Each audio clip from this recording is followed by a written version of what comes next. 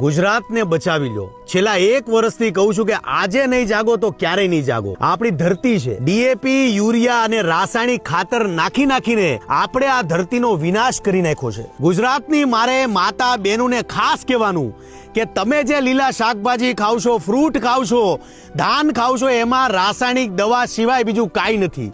અત્યારે હાલત આપણી એ છે કે ગુજરાતમાં કેન્સરના રોગો ઘરે ઘરે પ્રસરી રહ્યા છે અને યાદ રાખજો, જે લોકો અતિશય દવા છાંટી રહ્યા છે એ પાપના ભાગીદાર બની રહ્યા છે।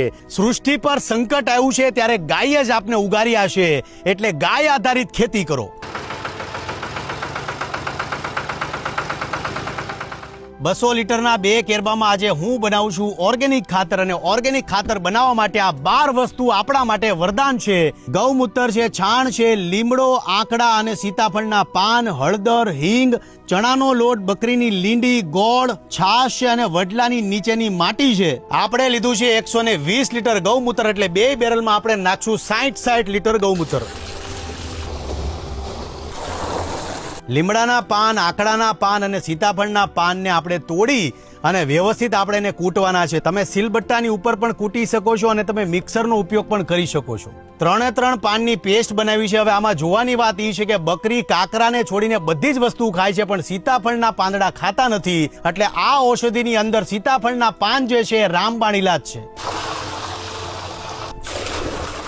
બકરી બધી જ વનસ્પતિ ખાય છે, એટલે બકરીની લીંડીમાં બધા જ પોષક તત્વો રહી છે, એટલે 2 બેરલમાં આપણે અડધી બકરીની લીંડી નાખશું।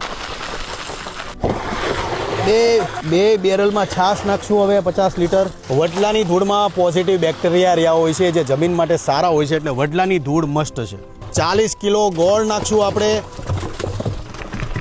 5 કિલો ચણાનો લોટ નાખશું આપણે, 2 કિલો હળદર, 500 ગ્રામ હિંગ। ગાય માતાએ આપણને શું નથી આપ્યું, મેં ગૌમૂત્ર તો નાખી દીધું છે। હવે 90 કિલો છાણને આપણે 2 બેરલમાં નાખશું। હવે મેં મારા ખેતરમાં 600 ઝાડ પ્રમાણે અંદાજો બાંધ્યો છે, તમે તમારા ખેતરમાં તમારા પ્રમાણે અંદાજો બાંધજો। આ ગાય માતાનું છાણ આપણે 2 બેરલમાં નાખશું। હવે 2 કેરબાની અંદર આપણે પ્રોપર મિશ્રણ અનુસાર પાણી નાખી પ્રોપર હલાવીને 15 દિવસ છાયામાં મૂકી દો, એટલે તૈયાર થઈ જશે આપણું ઓર્ગેનિક ખાતર।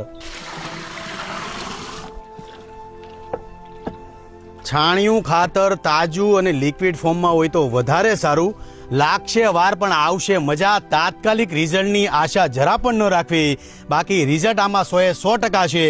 2 હાથ જોડીને વિનંતી કરું છું કે ડીએપી છે, યુરિયા છે કે રાસાયણિક ખાતર નાખીને પાપના ભાગીદાર બનોમાં ઈશ્વરનો ડર રાખીને પ્રાકૃતિક ખેતી તરફ વળો। જય માતાજી, જય શ્રી કૃષ્ણ।